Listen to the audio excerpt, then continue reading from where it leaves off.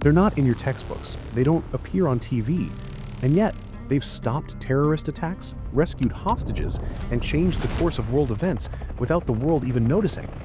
This is the story of Delta Force, the invisible warrior who walk into danger so the rest of us don't have to. We're used to honoring heroes with medals, attention, and spotlight, but what if I told you the most elite soldiers in the world don't ask for any of that? No Instagram pages, no badges, no bucket list podcasts, just silence and success. Delta Force is where war stories go to disappear, where missions vanish from headlines before they form, where every operator trains for years just to risk their life on a mission that may never be spoken about. But the impact? Unmatched. Let's start from the beginning. It's the late 1970s. The US military is shaken. Terrorists are striking embassies, hijacking planes, bombing civilians, and we're behind. After the infamous raid on Entebbe by Israeli commandos, the US realized we need our own force, a team that operates like mythmakers, swift, silent, precise. Enter Colonel Charles Charging Charlie Beckwith, a gritty Vietnam veteran who had served with the British SAS and knew exactly what a Tier 1 unit needed to be. He wrote a report to the Pentagon. His pitch? We don't need more firepower, we need unconventional warriors, thinkers, ghosts, predators, guardians. Despite resistance, Beckwith was relentless. He got his approval. And in 1977, deep within Fort Bragg, Delta Force was born. But only a handful even knew what it was. No flag, no logo, no clear mission. Just 3 words: find the threat, neutralize it, disappear. This unit wasn't designed for warfare, it was designed for impossibilities. So, what kind of person gets into Delta Force? Truth is, most don't. The selection process is beyond brutal. It's not just about strength, it's about mind and will. We're talking 40-mile ruck marches with no compass, sleep deprivation, psychological isolation, surprise tests that seem unwinnable, all to see, can you follow when blind? Can you lead when lost? Can you still choose the mission when everything screams quit? Even after selection, the operators train for another year and a half. Explosives, hostage rescue, foreign languages, undercover work, negotiations. They don't just break you down, they rebuild your instincts. A former Delta operative once said, "When disaster strikes, people panic.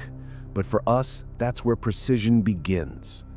In April 1980, Delta Force launched their first major operation, Operation Eagle Claw. The mission? Rescue 52 Americans held hostage in Tehran, Iran. The stakes were sky high, and for the first time, Delta was on the world stage without anyone knowing. But disaster struck. A mechanical failure caused a collision between aircraft in the desert. 8 US servicemen died. The hostages remained captive.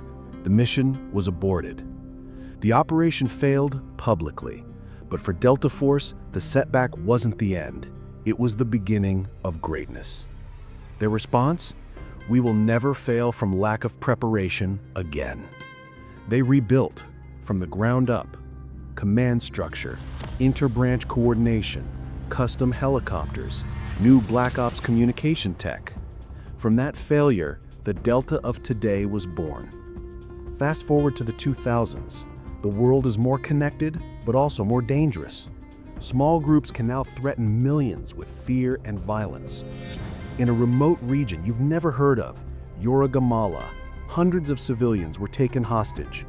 A militant warlord had taken over a once peaceful village. The roads were mined, the hills filled with snipers. Drones couldn't enter due to jamming signals. And still, the hostages were alive. For now, the US had 2 options: negotiate and possibly fund a future massacre, or send in a ghost. Within hours, Delta Force was in the air. They dropped 60 miles outside the target in total silence. What happened next was almost cinematic. They maneuvered in total blackout mode, reading terrain by touch, whispering only in hand signals, moving perfectly in sync through rain, thorns, and darkness. When they reached the camp, they discovered more people than expected. Women, children, an elderly doctor not previously reported. They had to change plans fast without radio contact. using only silent signals and chemistry forged in fire. They got them all out. 70 lives, not a single gunshot, no casualties, no evidence Delta was even there. This wasn't just a rescue mission. This was a message. We will find you, even in your darkest corner. While the public focused on headlines from Iraq, Syria, and Afghanistan, Delta Force was fighting threats you've never heard of. In West Africa, an extremist group planned a simultaneous attack across 3 capital cities. Their aim? Topple governments, ignite fear, create a new regime. Intel was fractured, but Delta intercepted just one message: the spark will start in 72 hours. That was enough. A 6-man unit infiltrated, disguised as aid workers. They slipped across borders, tracking down leaders of the network without raising alarms. They uncovered a makeshift command center and discovered the final attack date had moved up by 18 hours. Within 24 hours, Delta shut it down from the inside. No bombings occurred, no innocent lives lost, no alerts ever triggered, just silence. If you don't hear about the attack, that's because someone was already there 3 days earlier. What kind of man becomes Delta? He's the guy you'd ignore in a crowd, the guy who doesn't talk about himself, but in his mind, a map, a plan, and a mission always running. Their number one rule? When in doubt, move forward. These are people trained to function under impossible pressure, disarming bombs while being hunted, holding a position alone in complete darkness, negotiating with warlords without backup. And yet, many Delta operators return home and live normal lives. Dentists, ranchers, mentors, ordinary people. Because what defines them isn't glory, it's duty. They don't chase fame, they chase excellence. But what came in 2014 would challenge even Delta's most seasoned men. In 2014, a rogue nuclear scientist had gone missing.